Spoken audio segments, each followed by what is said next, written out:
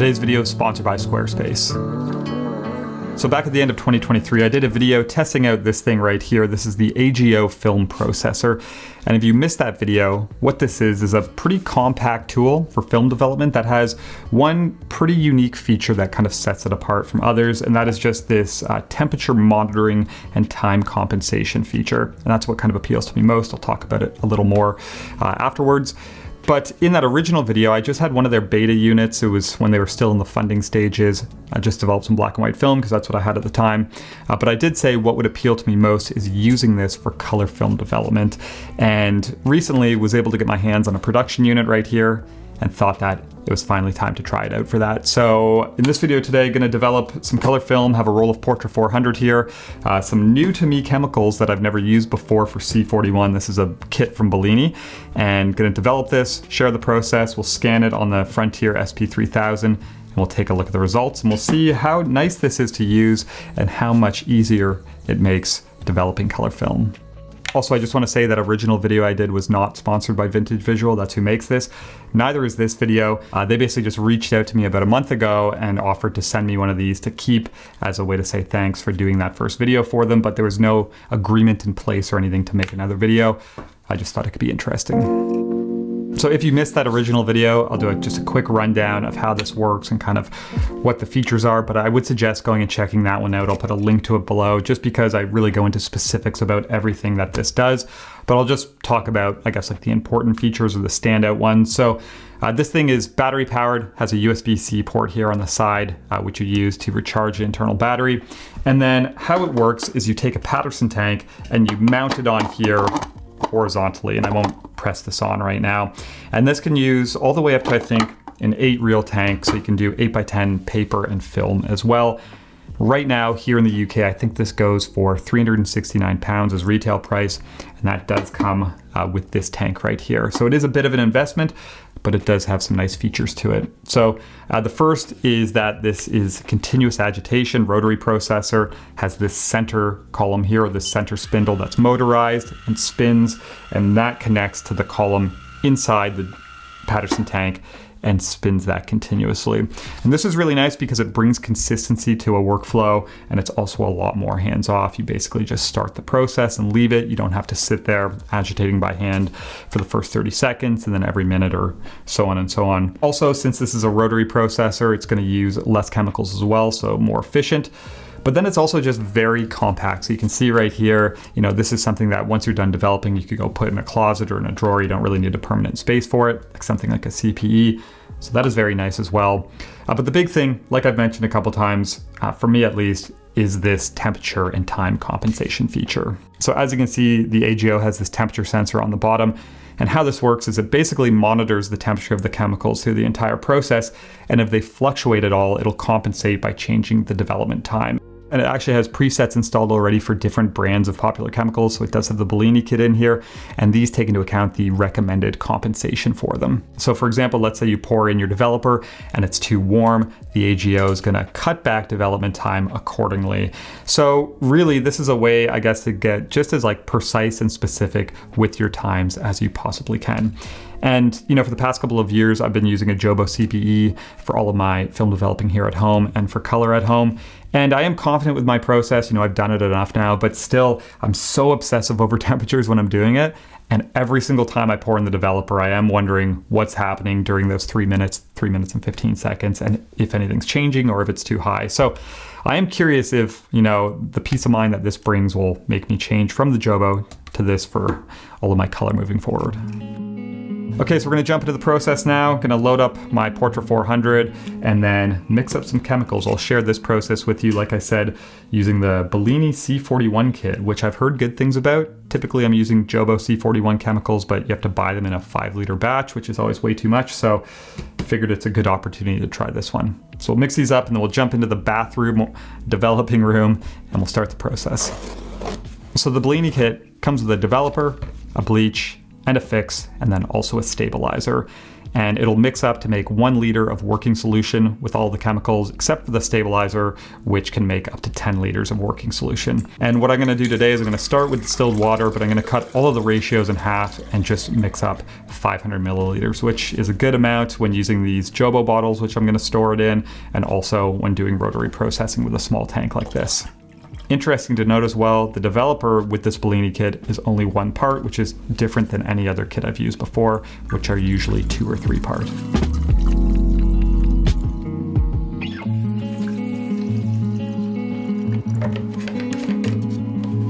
So next up, we'll jump into the developing process. Just have to take a quick second here to talk about the sponsor today, which is Squarespace. So as a photographer, Squarespace has been such a helpful tool over the years. It gives me a way to make a nice professional looking website and keep it up to date very easily. For example, they have things like their blueprint builder, which lets you build your site from scratch, but also gives you helpful tools like different layout options or font pairings and color palettes. But then also just things like adding a gallery or updating one. You can click and drag to rearrange and reorder images to play with sequencing, easily change image sizes, add thumbnails, and then even do things like add an online store if you want to sell books, prints, and other things like that. So check out squarespace.com today, sign up for a free trial, test it out. When you're ready to launch, you can use my link below to save 10% off your first purchase of a website or a domain. Okay, so I think we're ready to go here. Finally got everything set up. Took way longer than expected just because I typically develop here in my bathroom. It's so awkward for filming, but I have the Jobo CPE set up permanently. And I figured I'd just put the AGO here on top. That way we can see everything. I'm using the Jobo right now just as my water bath. It's getting all of my chemicals up to temperature. So 38 degrees for everything. And if you've never developed color film before, it's pretty straightforward. What we're gonna do today is we're gonna start with a pre-wash 38 degree distilled water for 3 minutes, just to bring everything up to temp with the film and the drum itself. That'll go out, developer goes in for 3:15, and then we do bleach for a minute and fix for 2 minutes, I think. And then I'll do a final wash, and then we'll do stabilizer. And again, everything at 38, but really it's just the developer that's most important. You can fluctuate a bit with the bleach and the fix, but obviously today we're gonna have readout here on the AGO. So this is saying 38.4 for my pre-wash, and I'm just gonna start, I think, because with the last video I was a little kind of relaxed with my temps, so I could see this in action, and I think we'll do the same today. So we'll start with pre-wash. I'll bring the camera in nice and close. I'll leave it here. We'll speed through the process. You can see what's happening, and then I'll go back out wide for the reveal of the film. Fingers crossed. Okay, so we'll go ahead and turn on the AGO. And try and do this without blocking. We'll go into default programs and we'll go down to Bellini, select that, and we're good to go. So we are going to start with our pre-wash, get our water, and I'm gonna go ahead and hit play.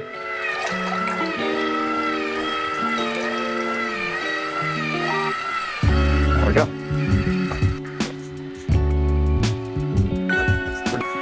Okay, so the interesting thing is it's saying that our current temperature is 35 degrees, the thermometer was 38. So either my thermometer is off, it could be a little bit, or there obviously was a drop in temp because of the tank not being heated in the film. So I'll be curious to see what the dev says when that goes in. I'm gonna check the temp of it right now.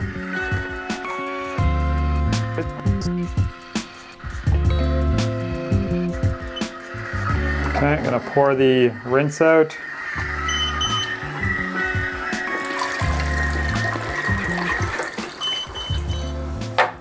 Okay, developer's going in. We'll hit play on that.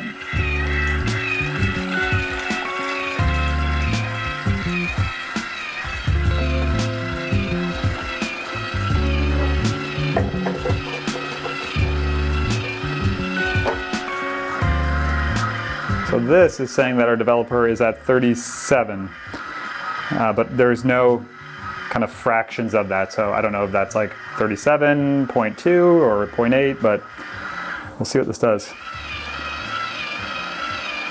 Already has added 25 seconds to our development time.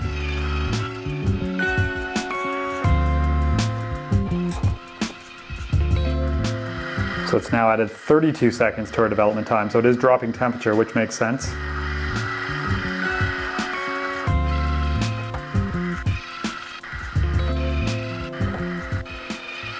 And now we're down to 36 degrees it's saying, but it's still just holding at 32 seconds added.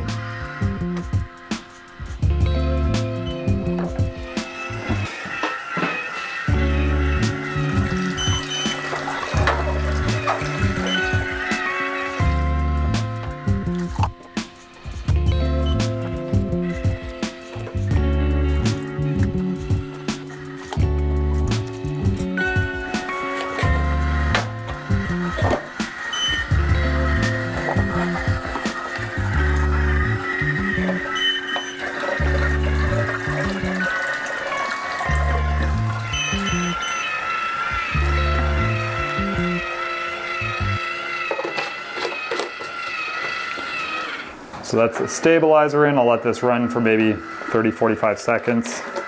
I feel like this is one of those things where once you do this a few times and kind of dial in your process, it becomes much easier. Because even like I was pouring it in the center and it was coming over, you really got to make sure you're pouring your chemicals down in the edge here. But yeah, first time, how it goes. Moment of truth.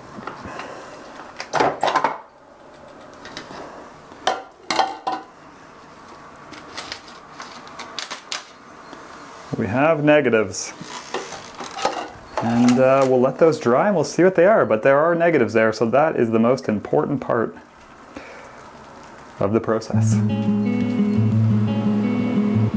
Okay, so a few hours later, and we have some film, and it looks like pretty good developed C41. It's looking nice. I'm gonna run it through the scanner now. I've got the Frontier fired up, so I'll run this through, same with the 120 roll that I did, and we'll take a look at the images and what they're like. But I think I'll move this camera over here. I'll actually share the process with you for a few frames, a few initial ones, and then I'll do the rest. We'll look at everything and I'll wrap this up with some final thoughts.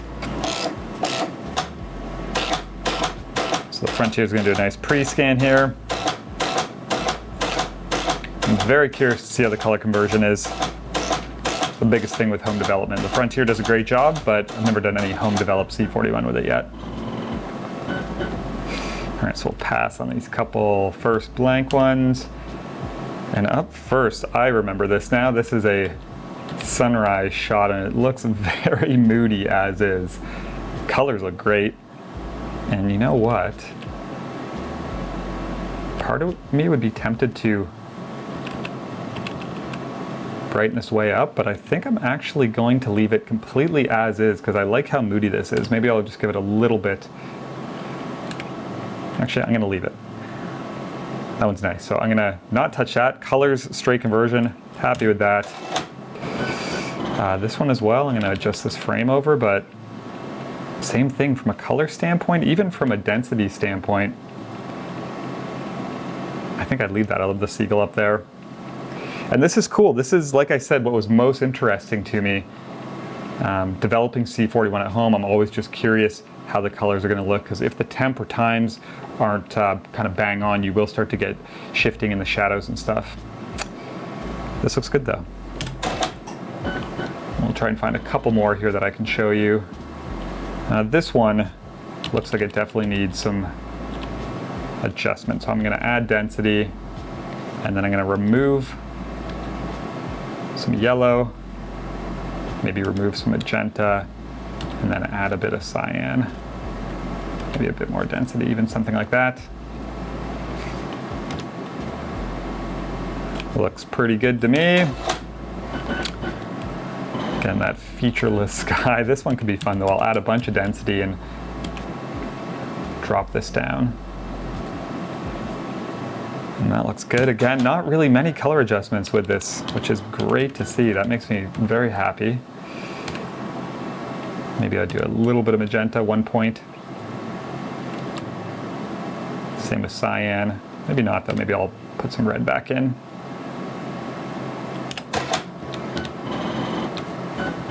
Pass on this one for now. Same with that, same with that. I don't know what's going on there. This image, love this scene. I had to pull over when I saw this. So again, a little bit of density.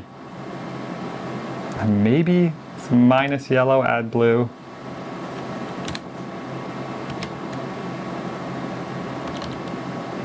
Although I don't know, I think I'm gonna leave the colors as they are.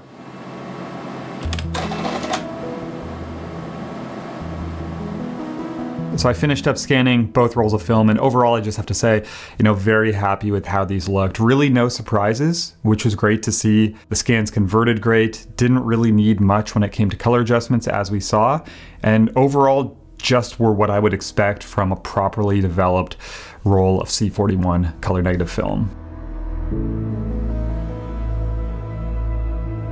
I will say I still found the usage of the AGO a little bit awkward. There's a good chance this is just due to it being a new process and a new tool to me. Things take time. You got to use them a few times to really get, I guess, like confident or comfortable with them. I will say the second roll of film that I did felt a little bit easier than the first, just kind of understanding, when timers end and restarting processes and stuff. And then also just not focusing on filming it. Whenever I do these videos and I'm developing and I'm trying to film it, your mind's kind of in two places at once and you're worried about the camera and sound and all this stuff too. So yeah, I think it is something that'll get easier with time. I still found the fact that the tank and the unit are one a little bit awkward, and you're picking the whole thing up to dump it out, and it's still agitating and you have to push buttons to stop it and stuff. So yeah, we'll just see how it is moving forward, but I think it is something that'll get a bit easier. But when it comes to C41 development and that temp and time compensation, I really enjoyed this. I think I mentioned at the start, it's a luxury for sure. It's not a necessity. You can keep things super simple, especially if you're just getting into this. You don't have to spend much. You can get a tub of water. You can do manual agitations. You can still get great results that way. But, this thing certainly made it more enjoyable and more confidence inspiring. Even though I'm very comfortable with my Jobo, I've done a bunch of color development with it. This kind of added another level to it for me, just, taking the developer, pouring it in, and knowing that if there is a little bit of a shift or if it's off a bit in temp, this is going to compensate for it. We saw with that roll of 35, I think it added on 32 seconds total in the end. So it's just bringing like a level of refinement. I obviously wouldn't want to be lazy and pour in 32 degree chemicals or 35, still try and get it close. But just nice to know, even though it shifted by like a half a degree or 3/4 of a degree, this accounted for it and you're just getting as precise as possible. So yeah, this was fun. Obviously an investment, not everyone's going to want to spend the money on something like this, but I think if you develop a lot of film at home and you want to kind of start to refine your setup and bring a little more convenience and consistency, this is a nice one for sure. And even though I have the Jobo, moving forward, I think I'll probably reach for this for my C41. So yeah, glad I was able to try this out again, develop some film with it, and hope you enjoyed this look again at the AGO processor, this time with color film. And other than that, just want to say thank you for watching today, and I'll talk to you soon.